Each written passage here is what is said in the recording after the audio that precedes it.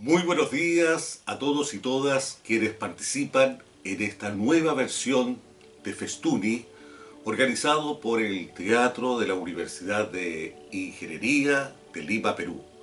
Quiero agradecer sinceramente a su director Roger Villagarcía y a todo el elenco por esta invitación que me han hecho y a nuestro elenco también para participar en este encuentro de teatro universitario. El día de hoy les voy a conversar acerca de nuestra propia experiencia, de los lineamientos para dirigir una obra de teatro de la memoria. La memoria escénica, teatro, historia y educación para no olvidar. El Teatro Universitario Expresión de la Universidad Arturo Prat de Chile ha desarrollado durante las últimas décadas un trabajo escénico profundamente comprometido con la memoria histórica de Tarapacá, de Chile y de Latinoamérica. Esta línea de acción no solo rescata la voz silenciada, sino que también conecta el arte teatral con el deber social del recordar, comprender y transformar. Dirigir una puesta en escena basada en la memoria histórica no se limita al dominio de las técnicas teatrales o narrativas. Implica también una profunda responsabilidad ética y social. El proceso requiere de una aproximación sensible a los hechos del pasado, acompañada de un trabajo riguroso que evite la simplificación o la banalización del sufrimiento humano. Tal como afirma Elizabeth Hellin, comillas, trabajar con la memoria es un proceso político y cultural que involucra disputas por el sentido del pasado y su lugar en el presente. En este sentido, el teatro de la memoria no solo representa eventos, sino que los resignifica, visibilizándolos a todas las voces silenciadas y promoviendo la empatía con los hechos históricos. Por ejemplo, en la obra de mi autoría, Coruña, la ira de los vientos, se exploran los hechos, vivencias, causas y consecuencias que enfrentaron a los trabajadores pampinos en 1925 durante la profunda crisis de la industria salitrera en el norte del Chile. La obra retrata la lucha del proletariado por condiciones laborales y de vida más dignas, la cual culminó con una de las tantas matanzas ocurridas a comienzo del siglo XX en nuestro país. Otro trabajo escritural en esta línea es Las voces de los callados.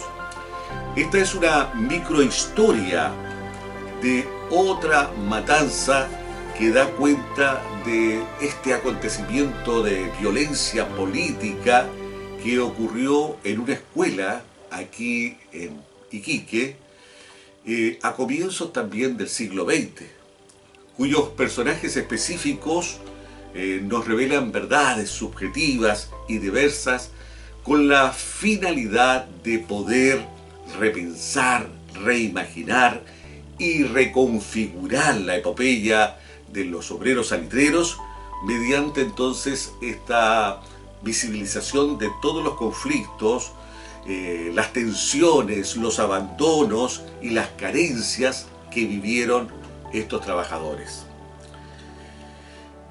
Precisamente el teatro nos da esa posibilidad de acceder a una serie de narrativas vinculadas con sucesos históricos que hemos vivido en diferentes latitudes.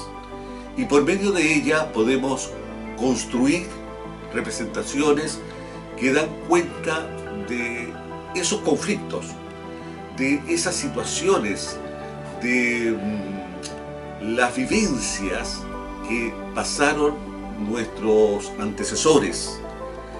Y por lo demás, de una manera hipotética, nos adentramos en la mente, en las emociones de aquellos que vivieron esos días infaustos en nuestra región. Pues bien, este asunto emblemático como el que le he narrado de la Escuela Santa María o como el otro ocurrido en la Oficina Coruña, sirven de sustento para volcar nuestras pesquisas y con el sentido de reconstruir nociones de memoria, de dramaturgia y de teatralidad. Entendida esta última como el artificio o el artefacto construido colectivamente por el elenco. Este tipo de propuesta escénica demanda del director no solo una precisión histórica, sino también una capacidad de guiar a los actores en la construcción de emociones auténticas, que conecte con las audiencias en un nivel humano y profundo. Asimismo, reconocer la memoria colectiva como un valor fundamental significa comprender que el arte escénico puede ser una herramienta poderosa para la reparación simbólica.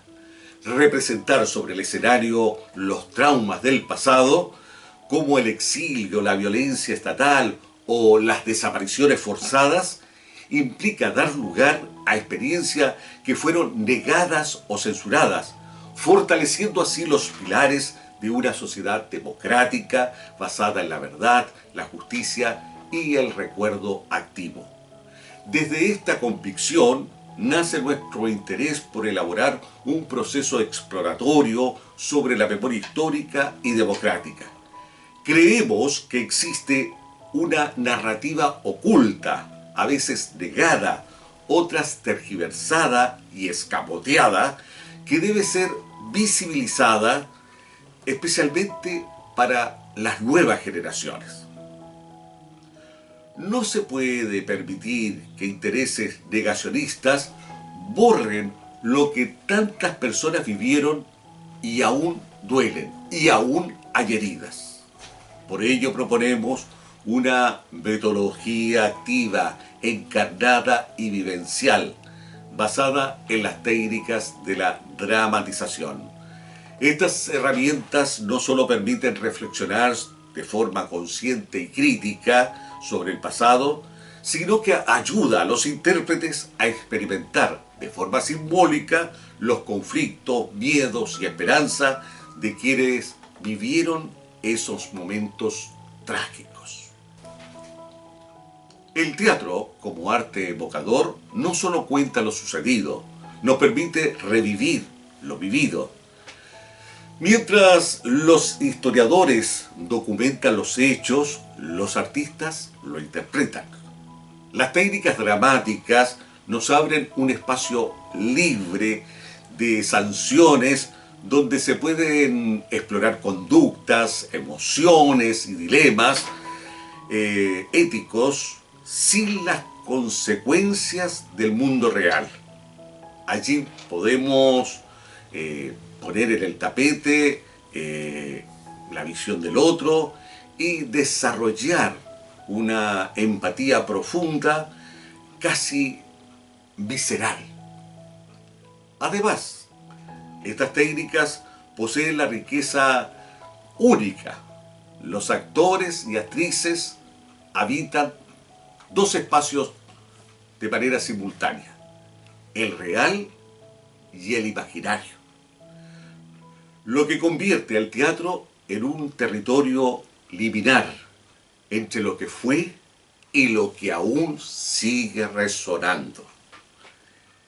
En Chile ha habido diversos esfuerzos por recuperar la voz de los vencidos, especialmente en el retorno de la democracia. Sin embargo, hay que reconocer que en el país no existe una ley específica de recuperación de la memoria histórica, que abarque de manera integral la preservación de sitios de memoria y la promoción del conocimiento sobre el pasado reciente. Pese a ello, existen leyes e iniciativas que contribuyen a este objetivo, como la Ley de Monumentos Nacionales y el Fondo para Proyectos de Cultura y Sitios de Memoria. En suma, los objetivos de este proceso se alinean con algunas premisas claras: verdad, justicia, reparación de las víctimas. En ese marco, el estudio del elenco se focaliza en los siguientes aspectos. En primer lugar, poder vivenciar las situaciones de quienes fueron reprimidos por defender la democracia y valorar su lucha frente al olvido. Segundo, denunciar las formas de represión durante la dictadura, la violación de los derechos humanos, el genocidio y los crímenes de lesa humanidad. Tercero, rescatar la dignidad de las víctimas a través de sus relatos y testimonios. Cuarto, reconocer el papel de los trabajadores y de las trabajadoras del arte y también de los agentes culturales perseguidos, encarcelados o exiliados. También visibilizar la represión específica hacia mujeres, especialmente en su rol en la transmisión intergeneracional de la memoria. Por otro lado, identificar espacios claves de la represión: fosas comunes, cárceles, campos de concentración. Y finalmente, fomentar la conciencia sobre el derecho a la memoria y la necesidad de la reparación. Pues bien, la didáctica de la dramatización que proponemos incorpora una dimensión performativa que va más allá del espacio teatral. Implica un aprendizaje activo, corporal, sensorial y afectivo, lo que hoy denominamos cognición encarnada. Al adoptar técnicas como el role-playing o el teatro foro, los intérpretes se movilizan para aprender no solo con la mente, sino con toda su expresión y su ser. Cuando el elenco se sumerge en estas experiencias creativas, se produce un cambio transformador en su relación con su entorno social y su pasado histórico. El escenario se convierte en un espacio de libertad simbólica, donde es posible experimentar y reconstruir colectivamente el sentido del pasado. Este proceso didáctico y dialéctico se articula como un taller creativo expresivo con una estructura clara y progresiva. Veamos cuáles son los pasos que nosotros hemos seguido para el montaje de una obra del Teatro La Memoria, y es allí donde ponemos algunas directrices de orientación para este trabajo. Primero, con respecto a la puesta en marcha, cuando iniciamos el trabajo, nuestro objetivo es percibir.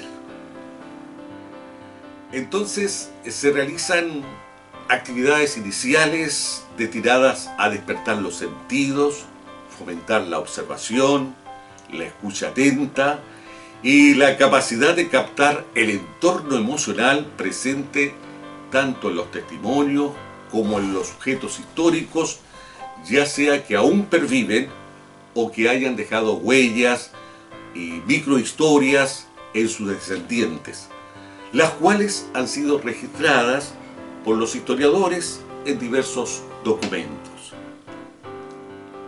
En segundo lugar, nos interesa la sensibilización, sentir. En este marco se proponen estrategias orientadas a conectar con las emociones, cultivar la empatía y abrir un canal expresivo, facilitando así una comprensión más profunda y vivencial de los procesos históricos. Estas propuestas buscan que los participantes no solo analicen los hechos desde una perspectiva racional, sino que también se involucren afectivamente, reconociendo la dimensión humana que atraviesa toda experiencia histórica. En tercer lugar, la expresión y la comunicación, es decir, el hacer. Como parte de este enfoque, se incorporan ejercicios dramáticos, escenificaciones y dinámicas teatrales que permiten vivenciar los contenidos históricos desde el cuerpo y la voz, desde el cuerpo y la imaginación. A través del teatro, los participantes no solo recrean las situaciones del pasado, sino que también habitan emocional y sensorialmente, generando un aprendizaje significativo que articula memoria, emoción y pensamiento crítico. En cuarto lugar, viene la retroacción, es decir, la reflexión. Finalmente, se habilita un espacio o instancias de análisis, diálogos y reflexiones compartidas sobre lo vivido y aprendido durante el proceso. Este momento de cierre permite integrar entonces las experiencias individuales y colectivas, resignificar los contenidos abordados y construir nuevas interpretaciones del pasado a partir de las vivencias producidas. El intercambio de miradas favorece la elaboración de sentidos personales y colectivos, consolidando así una experiencia formativa profunda, tanto a nivel cognitivo como en lo emocional. En cuanto a la dirección teatral desde la memoria histórica, aquí nos guía una práctica que debe ser ética, creativa y comprometida.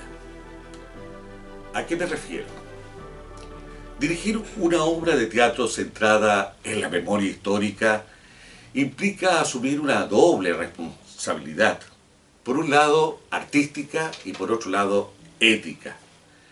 Este proceso requiere necesariamente una investigación rigurosa, una sensibilidad ante el sufrimiento humano y, repito, un compromiso con la verdad y la justicia.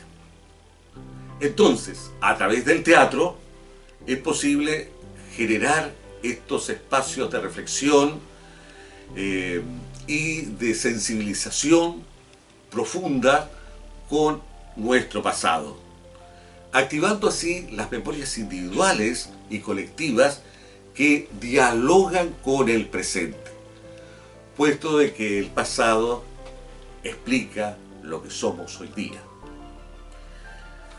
Bueno, como tal les dije, es necesario la investigación y posterior análisis. Necesitamos profundizar en la historia. Necesitamos recoger los testimonios de algunos testigos directos o descendientes, esas vivencias que contaban nuestros antepasados, muchas veces en las reuniones familiares, que fue a través de esa vía que nos fuimos enterando de hechos ocurridos hace 100 años atrás y que posteriormente los cientistas sociales van a explorar, van a sistematizar, conceptualizar, ¿no es cierto? Y nos van a entregar ya un relato sistemático de los hechos. Pero nosotros hemos aprendido así de la transmisión oral.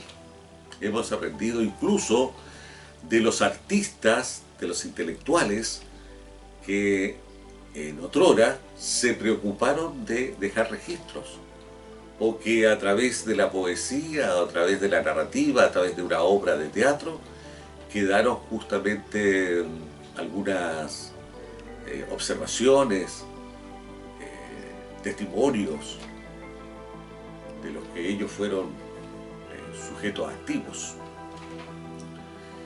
Por eso digo de que el primer paso del director debe ser el de investigar a fondo el periodo histórico que está, digamos, preocupado, incluyendo los acontecimientos, los personajes, las dinámicas sociales que marcaron, los hechos que están registrados, muchos de ellos en la historiografía.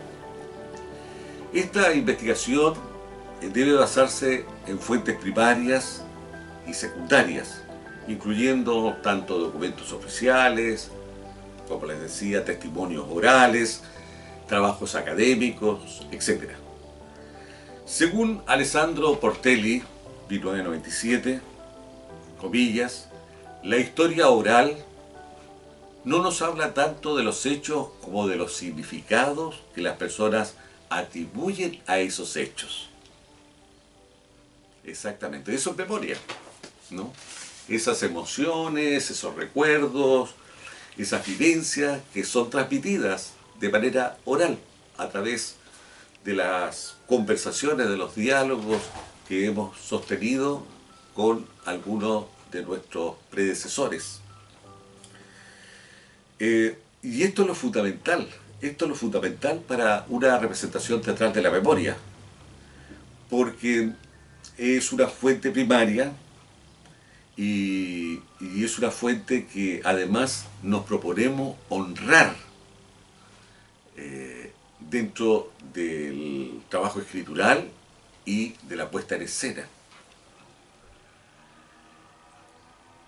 Otro aspecto que debe preocuparse el director es identificar la narrativa central.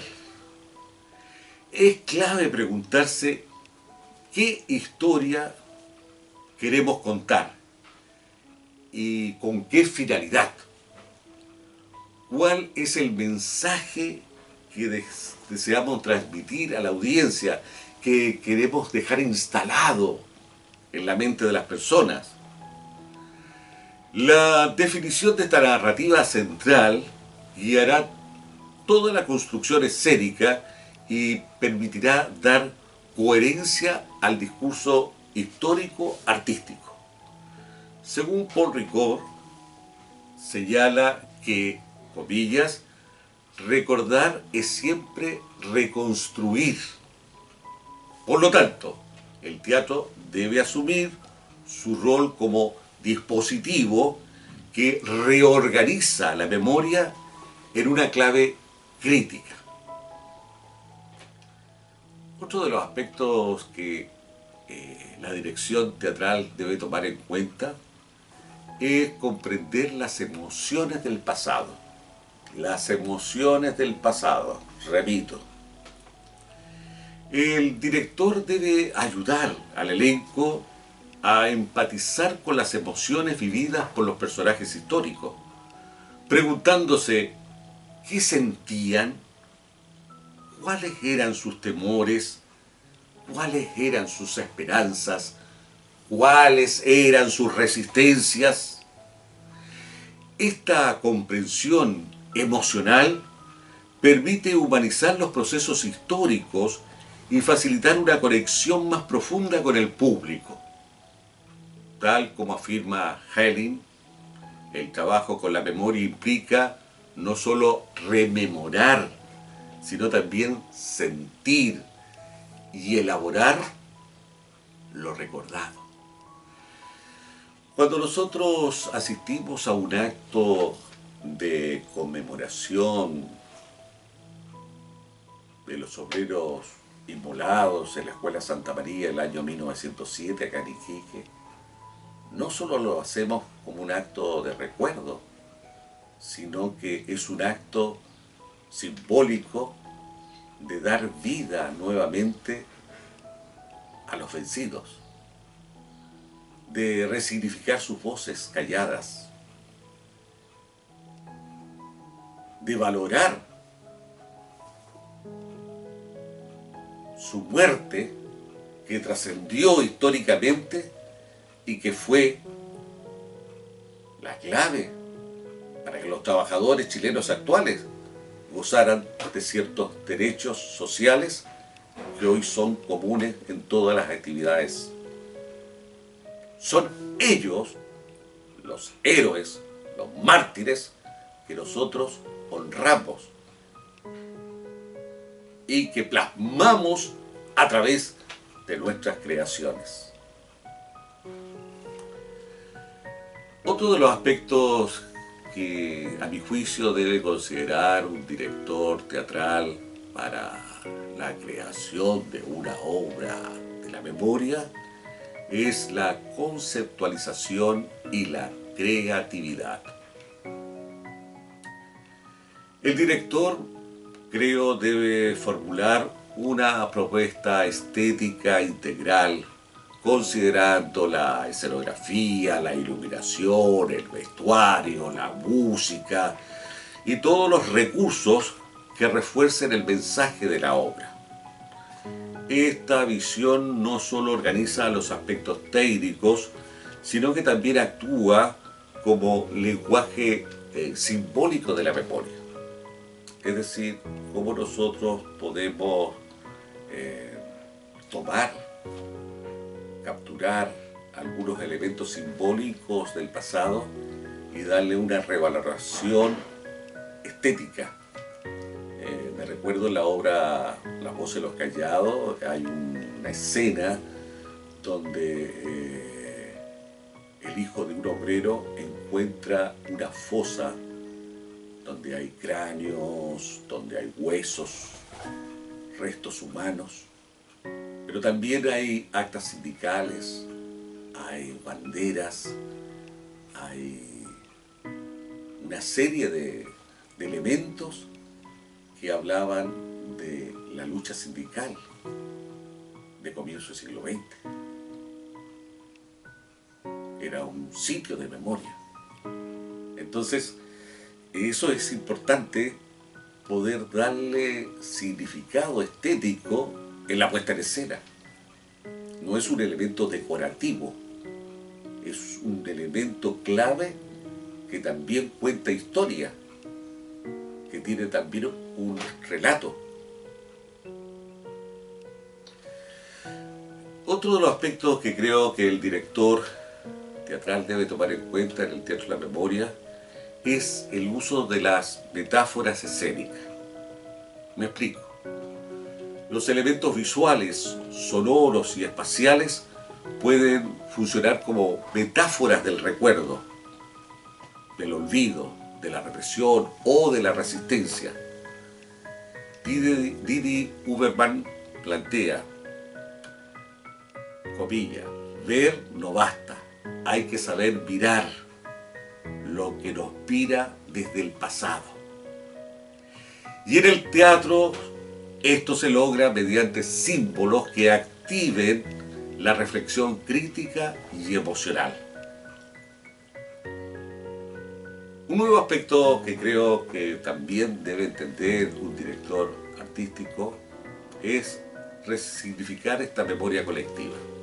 Toda obra basada en la memoria histórica debe dialogar con la experiencia colectiva del público o asociarla con la experiencia que tienen los espectadores, activando recuerdos compartidos, silencios heredados o heridas que aún están abiertas. Esto explica que la memoria individual se construye dentro de marcos sociales mucho más amplios, por lo que el teatro puede operar como un espacio para reconstruir esa memoria desde una perspectiva crítica y solidaria. Otro aspecto ya más práctico que debe hacer el director es el trabajo con el elenco.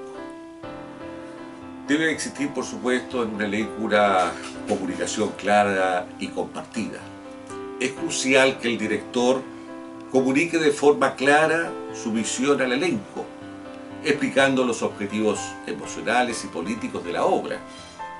El proceso debe ser colaborativo y horizontal, favoreciendo la apropiación del proyecto por parte de todos los participantes.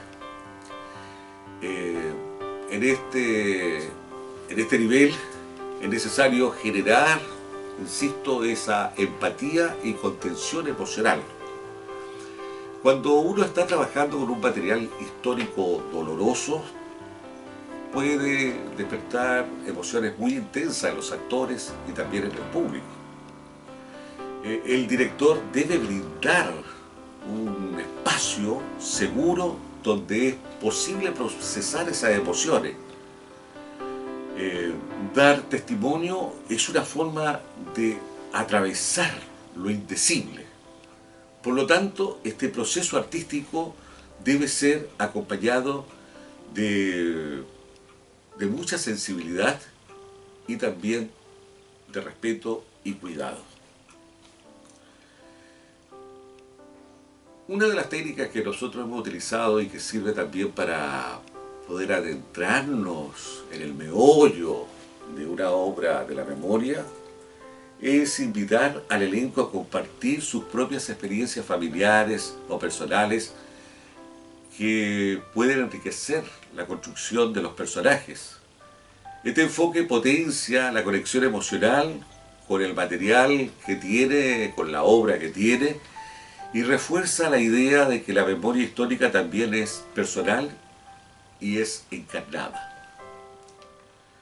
Por supuesto, insisto, de que en todo el proceso debe existir un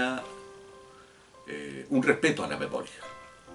La obra debe construirse desde un profundo respeto hacia las víctimas y los hechos representados. Insisto, no se trata de recrear simplemente el pasado, de hacer una obra documental, una obra histórica, ¿no? De simplemente recrear el dolor de las víctimas, sino de darle un sentido ético, evitando así el sensacionalismo. Como sostiene Paul Ricoeur, la representación de la memoria debe ser una mediación entre el recuerdo fiel y la interpretación responsable. Bueno, llegamos al paso del ensayo y del refinamiento. Se necesita generar espacios de creación y de ensayo productivo. Para eso se debe promover la experimentación creativa, donde el elenco explore diferentes formas de interpretar los personajes y escenas, siempre en coherencia, por supuesto, con el enfoque histórico y emocional. De acuerdo a nuestra experiencia para el montaje escénico de Las Voces de los Callados, el ejercicio de las memorias físicas se convirtió en la base del quehacer creativo, para evitar disponer la expresividad del personaje a la manera externa y superficial, suprimiendo la función del cuerpo como medio de creación. El lema era construir personajes que fueran auténticos y verosímiles, y simultáneamente conseguir que los intérpretes tuvieran un desempeño consciente de la realidad que estaban desentrañando. Consideremos ahora que a través de estos ejercicios de voz se pudo superar algunos escollos y limitantes de la producción vocal, tratando de originar imágenes y modulaciones de las voces de manera más precisa y clara, recurriendo a las iconografías e intenciones que se desprendían de la mejor comprensión del texto y el estilo artístico heterogéneo elegido. Una forma de coquetear entre realismo social y también surrealismo, sin ser intencionalmente ninguno de ellos en su aplicación absoluta. Los cantos y las danzas de esa obra constituyeron parte de esas nuevas unidades con las que se entretejieron las prácticas de las memorias físicas. También fueron imprescindibles los ejercicios de calentamiento previo, con el objeto de estructurar las canciones y las coreografías. Se añadieron otros de resistencia, sobre todo para las piernas y brazos. Todas estas técnicas facilitaron la composición de cuadros plásticos y el trabajo corporal en su conjunto. La incursión en este campo fue complejo y los logros recién asomaron pocas semanas antes del estreno. De manera paralela, se actuó sobre gestos evocativos que se incluyeron dentro de algunas escenas del coro.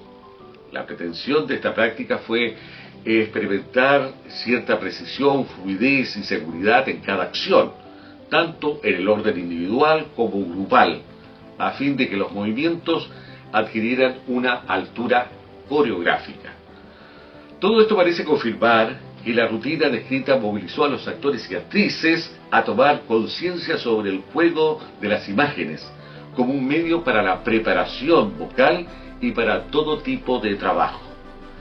En cuanto a los ensayos de las escenas, expliquemos que la obra empezó a estructurarse por episodios sueltos, sin seguir un ordenamiento original del texto.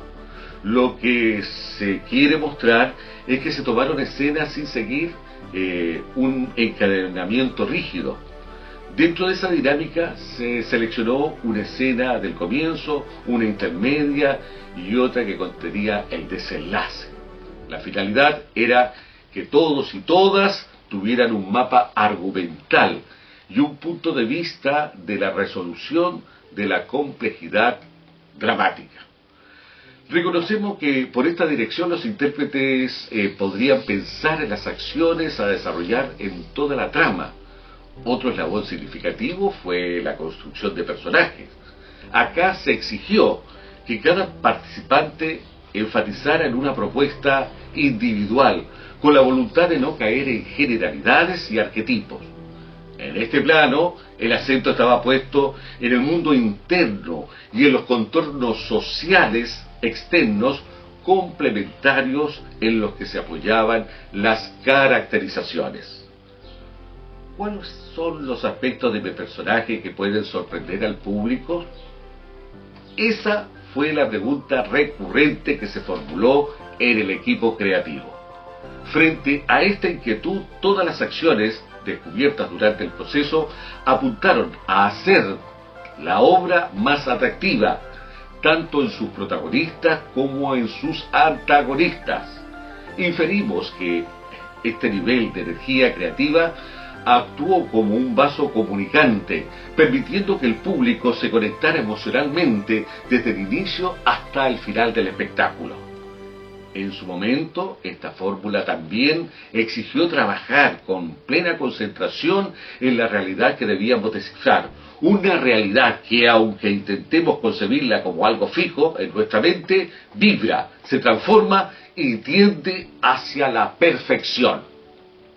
Esta exigencia nos llevó a promover una sintonía profunda entre la labor creativa y la dimensión real, con el propósito de que el dispositivo escénico lograra asombrar al espectador a través de una interpretación sensible y significativa, guiada por una hermenéutica viva. Reflexión crítica durante el proceso.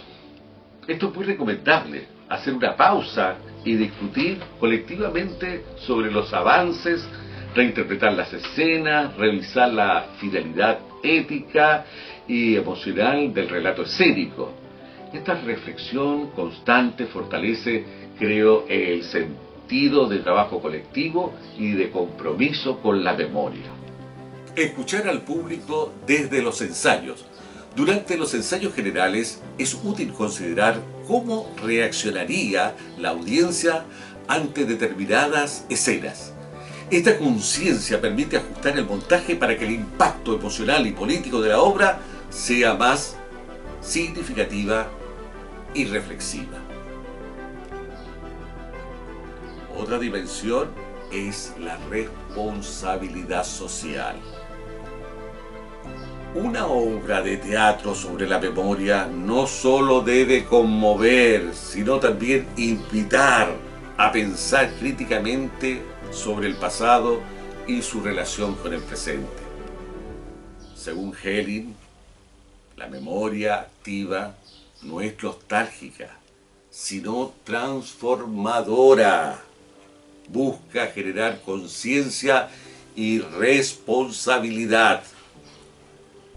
Dar voz a las víctimas y a los ausentes. El teatro puede ser un medio para restituir la voz a quienes fueron silenciados o invisibilizados por la historia oficial. Agamben nos dice que un acto de testimonio ético, donde la escena se convierte en un archivo vivo de la memoria, eso es el teatro. Fomentar el diálogo social. Finalmente, el teatro puede actuar como catalizador de conversaciones difíciles, generando espacios donde se debatan temas tabúes o dolorosos, con el fin de contribuir a una cultura democrática de paz y justicia. Parafraseando a Patrice Pavis, es menester repensar que el público puede ser educado, no en el sentido moralizador, sino que en el enfoque que debemos entregarles en herramienta para que pueda discernir la realidad representada.